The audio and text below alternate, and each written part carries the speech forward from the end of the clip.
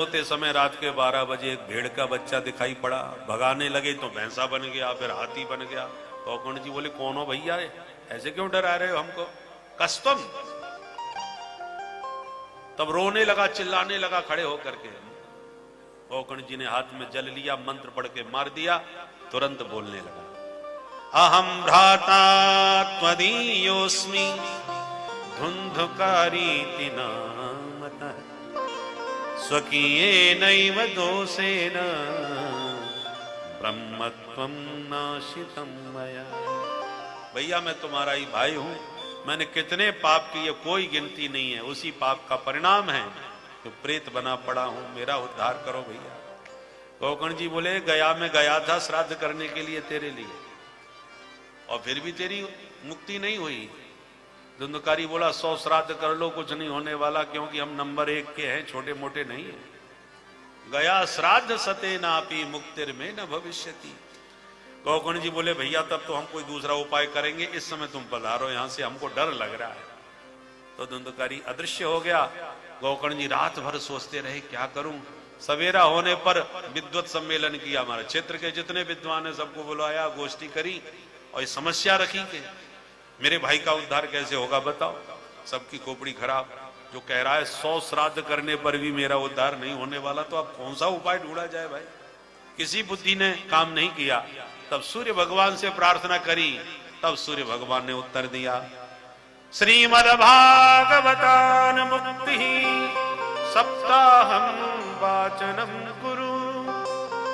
जाओ अपने भाई को विधिवत भागवत सप्ताह श्रवण कराओ, मुक्त हो जाएगा। सुन करके गोकर्ण जी गदगद हो गए। भव्य दिव्य आयोजन हुआ आषाढ़ मास के शुक्ल पक्ष में, और व्यासपीठ पर स्वयं बैठे श्री गोकर्ण जी महाराज। हजारों श्रोता उपस्थित हो गए कथा सुनने के लिए। जैसी कथा प्रारंभ हुई धुंधकारी भी आ बैठा, पर वायु प्रधान शरीर भूत प्रेतों का बैठे ही ना पावे, कहां बैठ के सुने। तो 7 गांठ का पोला बांस था, उसी में प्रविष्ट होके बैठ गया। एक एक दिन की कथा से एक एक ग्रंथि चटकती गई। एवं सप्त दिनश्चैव सप्त ग्रंथि विभेदनम। 7वां दिन सप्ताह का जब संपन्न हुआ तो 7वें ग्रंथि का भेदन हुआ, और दिव्य रूप धरो जातस् तुलसी धाम मंडितः। दिव्य चतुर्भुज रूप में धुंधकारी प्रकट हो गया। बोल भागवत भगवान की जय। प्रकट होकर के व्यासपीठ को प्रणाम करके स्तुति करने लगा। धन्या भागवती वार्ता प्रेत पीड़ा विनाशिनी। धन्य भागवत की कथा जिसने मेरे जैसे पापी प्रेत को मुक्त कर दिया। गौरव गाथा भागवत की गाए जा रहा था। धुंधकारी के एक दिव्य विमान आकाश मंडल से प्रकट हुआ। पार्षदों ने धुंधकारी को हाथ पकड़ के उसमें बैठा लिया, और जैसी चलने लगे गोकर्ण जी बोले 1 मिनट भैया हमारी भी सुन लो। क्या? अत्रैव बहवः सन्ति श्रोतारो मम निर्मला आनि तानि विमानानि न तेषां युगपत् कुतः।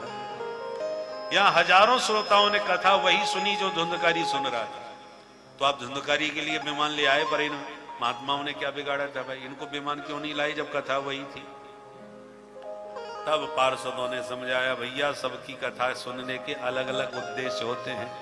कोई व्यवहार निभाने के लिए आते हैं, तो कोई कौतूहल देखने के लिए भी आते हैं, तो कुछ भंडारा पाने के लिए भी आते हैं, और कुछ व्यवस्था देखने के लिए आ रहे हैं। भाई बड़ा तगड़ा नाम सुन रखा है, कैसी क्या चल रही है व्यवस्था देखा जाए। उनको कथा से दूर दूर तक कोई मतलब ही नहीं होता, वो तो मेला देखने आते हैं, कौतूहल बस।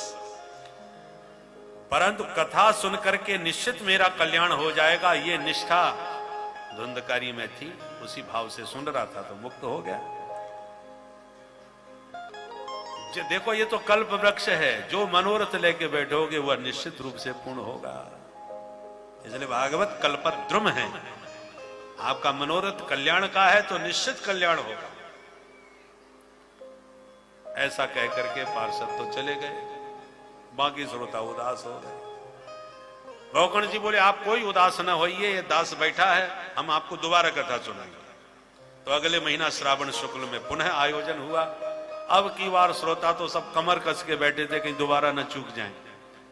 और दूसरी कथा का विश्राम हुआ तो अद्भुत आश्चर्य हुआ, जितने श्रोता उतने विमान प्रकट हो गए और साक्षात भगवान श्री हरि ने प्रकट होकर के गोकर्ण को हृदय से लगा लिया।